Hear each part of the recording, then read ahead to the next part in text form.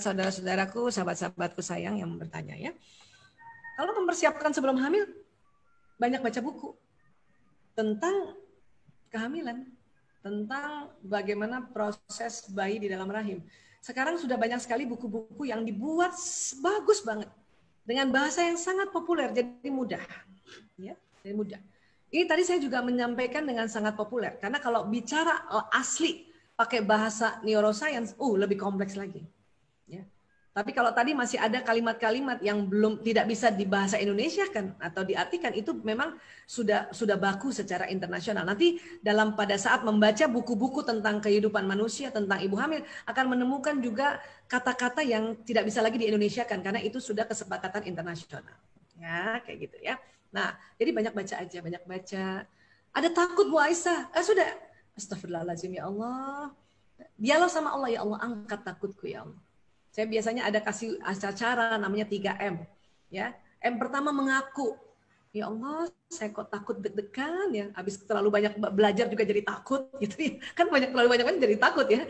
Ya, harusnya terlalu banyak belajar itu malah jadi kita bijaksana. Tetapi memang emosi di otak kita itu menstimulasi ke level yang takut. Makanya ya Allah, saya kok jadi takut ya Allah, jadi banyak belajar jadi takut. Nah, mengaku dulu. Nah, M kedua mengangkat, ya Allah angkat takutku ya Allah. Nah di sinilah masuk kalimat-kalimat astagfirullahaladzim, innalillahi wa inna ilaihi rajiun, la haula wa la quwata illa billahil aliyul lazim.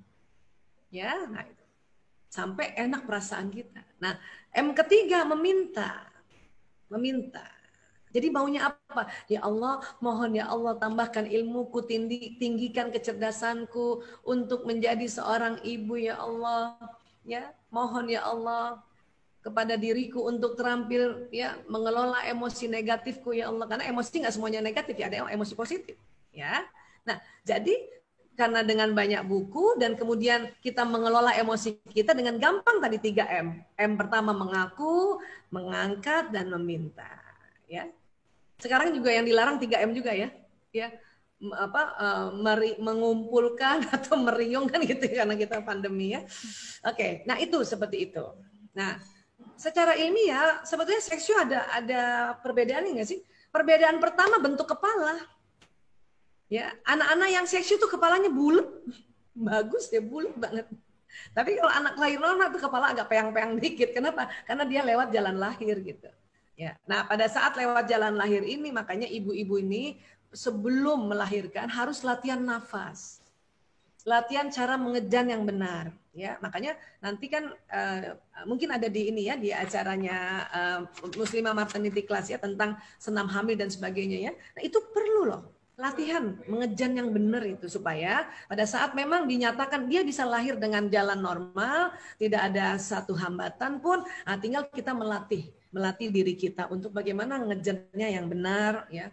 Kalau dokter bilang tahan, nah itu berarti ya harus ditahan dulu. Itu ada latihannya kan. Nah, karena kadang-kadang kalau terlalu capek mengejar, anak kemudian pakai sedotan itu, nah itu terkadang kalau tingkat sedotannya atau pakai vakumnya itu terlalu keras, ya itu akan mengganggu juga proses yang ada di otak.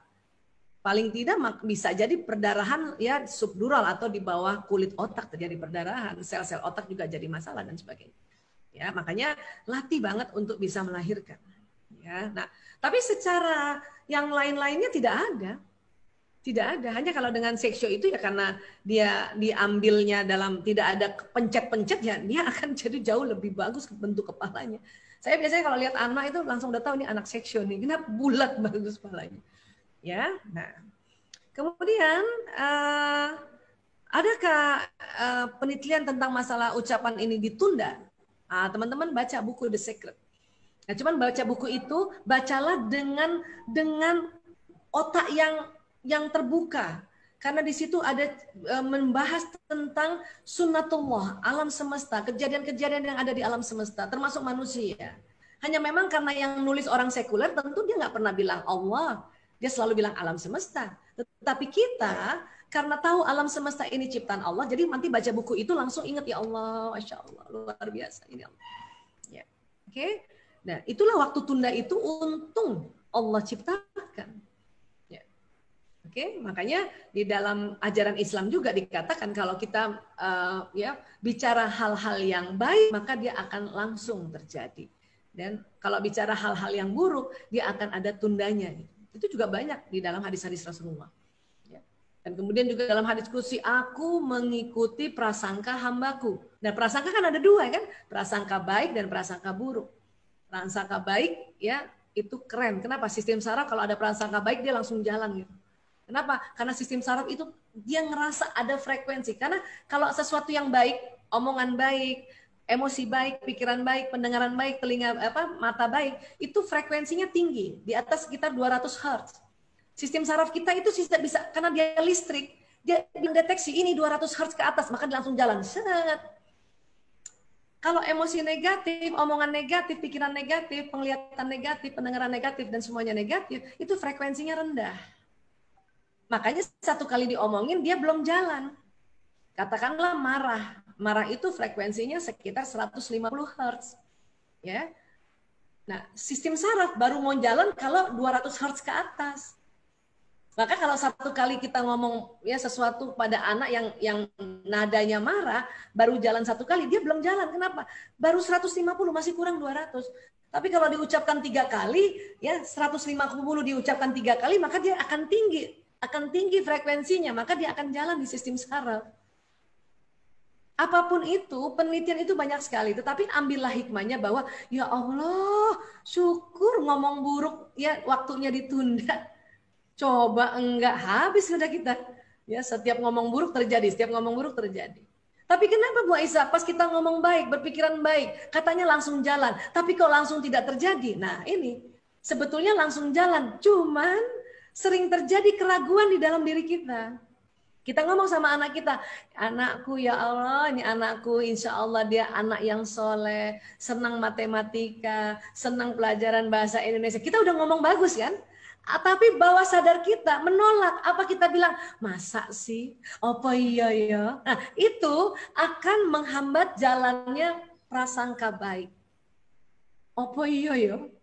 Misalnya anak kita tahu nih besok mau ulangan, tapi malam dia ketiduran, ya. Terus kita doa, ya Allah mudahkan, tambahkan ilmu, tinggikan kecerdasannya, dia bisa mengerjakan ulangan matematika dengan lancar, benar nilainya 100. Misalnya kita ngomong gitu ya, kan ini udah bagus kan, permohonan yang baik. Tapi karena kita tahu malam dia ketiduran, nggak belajar, muncul keraguan. Opo iyo yo, masa sih? Nah, opo iyo yo, masa sih itu yang menghambat. Yang tadinya ya positif ini udah jalan di badan, terhambat ya langsung. Kok bisa? Ibunya yang ngomong kok kena ke anak? Iya. Kenapa? Karena di dalam tubuh ini akan keluar namanya vibrasi, gelombang vibrasi sinyal yang nanti membawa pesan doa itu kepada anak.